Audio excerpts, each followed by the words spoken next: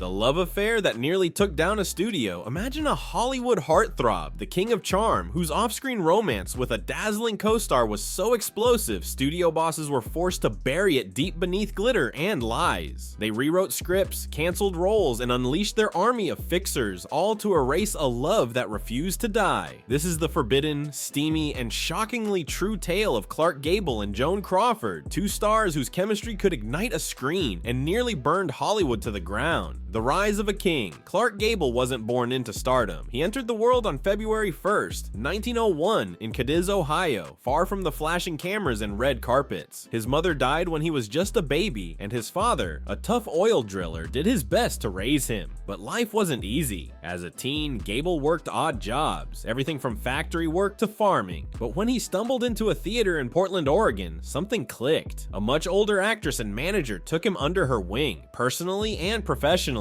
She paid for his teeth to be fixed, trained his voice, and turned him into a gentleman. By 1930, MGM, the most powerful studio in Hollywood, saw something special in him. They signed him, reshaped his image, and launched him like a rocket. Dubbed the lumberjack in evening clothes, Gable was the rugged heartthrob every man wanted to be, and every woman wanted to tame. His Oscar-winning role in it happened one night, an unforgettable turn as Rhett Butler in Gone with the Wind sealed his place in movie history. But behind the scenes, Gable's private life was pure chaos, and one woman in particular made things even more complicated. Enter Joan Crawford. Joan Crawford didn't just climb the Hollywood ladder, she clawed her way up. Born Lucille LeSueur into a poor Texas family, she worked as a waitress, laundress, and dancer before landing in Los Angeles. By the early 1930s, she had transformed into a silver screen goddess with sharp cheekbones, fierce ambition, and a take-no-prisoners attitude. MGM adored her. Fans idolized her. Paparazzi followed her every move, and she had a husband, Douglas Fairbanks Jr., a Hollywood prince and son of silent film royalty. But even that marriage couldn't keep her from falling hard for Clark Gable. Their first film together, Dance, Fools, Dance, 1931, wasn't just acting, it was sizzling chemistry made visible. The electricity was so real that the studio's head producer, Irving Thalberg, added more scenes between them, and from that moment, the affair began. They didn't hide it well. Crawford called it love at first scene, and Gable later admitted he was helpless around her. But they were both married, Gable to his wealthy second wife, Maria Rhea Langham, and Crawford still wed to Fairbanks. Hollywood was scandalized, and MGM furious. A romance that refused to die. What began as sparks on a film set soon exploded into one of the most passionate and perilous love affairs Hollywood had ever seen. Clark Gable and Joan Crawford weren't just acting, they were living every sultry glance and stolen kiss in real time. Across 8 sizzling films, including Possessed, 1931,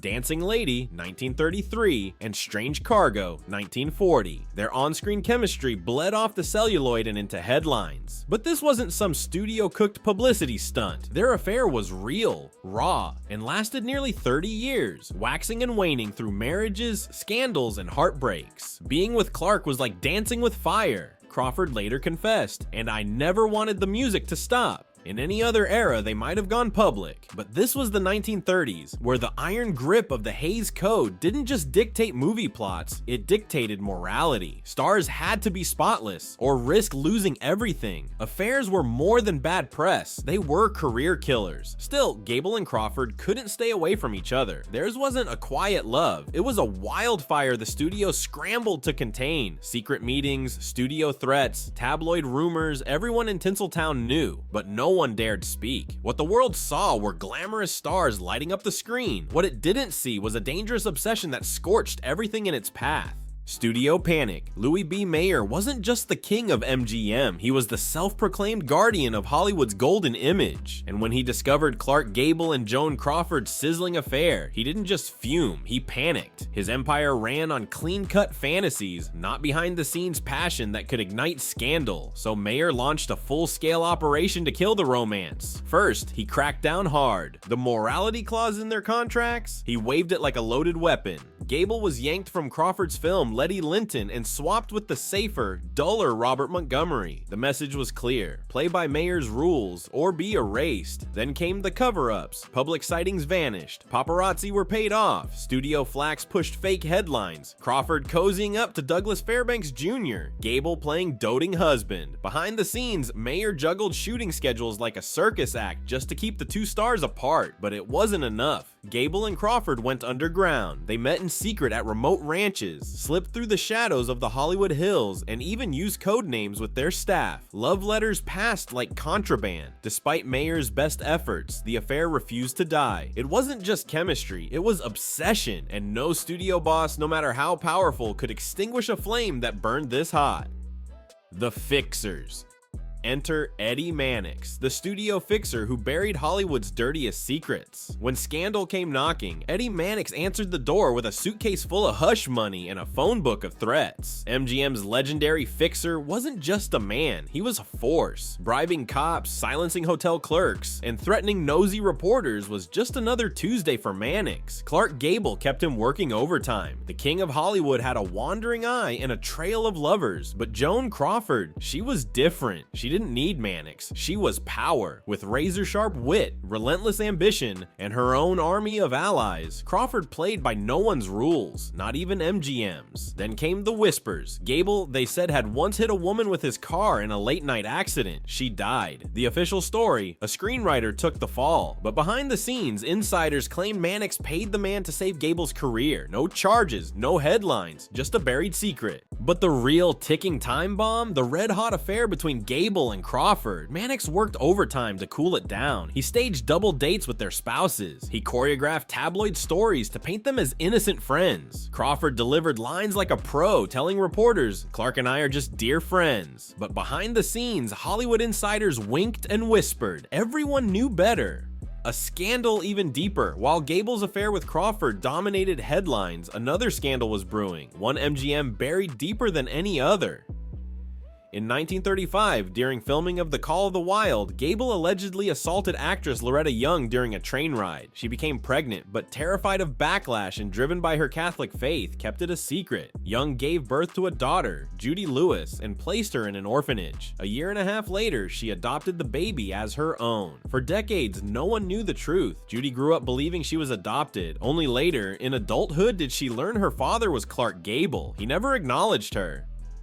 The truth finally came out after Young's death in 2000 when her family published her posthumous memoir. The level of deception from Gable, Young, and the studio was staggering. It showed the terrifying control MGM had over its stars. A real love. In the middle of all the lies and lust, something genuine happened. In 1936, Gable met actress Carole Lombard again at a charity ball. Their banter turned to romance, and by 1939, they were married. Lombard was Gable's equal, witty, hilarious, and bold. She teased him, challenged him, and loved him without needing to be rescued. They lived on a ranch, raised chickens, and lived simply, away from the Hollywood circus. Tragically, in 1942, Lombard died in a plane crash while returning from a war bond tour. Gable was shattered. To escape the grief, he joined the U.S. Army Air Forces, putting his acting career on hold. Yet even after her death, his relationship with Crawford wasn't over. Old flames never die. Hollywood romances are often fleeting, but some flames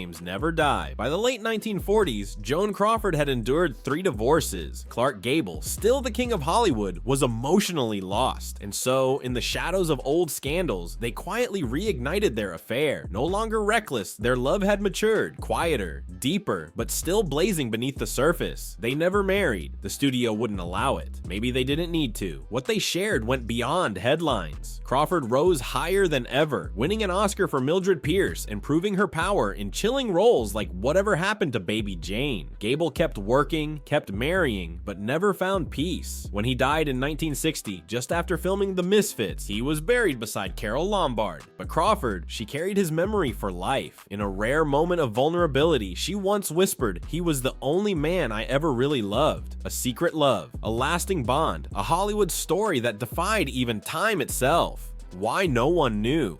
Until now, the truth about Gable and Crawford didn't make front-page news during their lifetimes because the studios were too powerful. They owned the press, controlled the photographers, bought off the gossip columnists. In today's world, such a romance would have been viral in minutes. But in 1930s Hollywood, it was buried under carefully crafted headlines and photo ops. Luella Parsons and Hedda Hopper, the two biggest gossip queens in Hollywood, often looked the other way. They owed their careers to studios like MGM, and they protected their own. Only decades later, as studio power faded and personal memoirs came to light, did the real story emerge. The legacy, Clark Gable and Joan Crawford's love story, was one of forbidden passion, desperate secrecy, and lasting affection. It was a romance shaped by fame, but constantly under attack by the very system that made them stars. MGM may have tried to erase the truth, but the whispers lived on. Today, their affair is remembered not just as tabloid fodder, but as a symbol of how far the old Hollywood machine would go to keep its legends polished and perfect. But behind the glossy posters and award-winning performances were two people who risked everything for love and lost it to a world that wasn't ready for their truth. The studio tried to erase them, the headlines tried to spin it, but Clark Gable and Joan Crawford's love burned through every lie. It couldn't be silenced, it couldn't be staged, it was real, and it left a mark Hollywood can never forget. Don't miss out. Subscribe now for more fun and entertaining content. Tap the bell to stay updated with our latest videos, and let us know what you think in the comments. Thanks for being with us.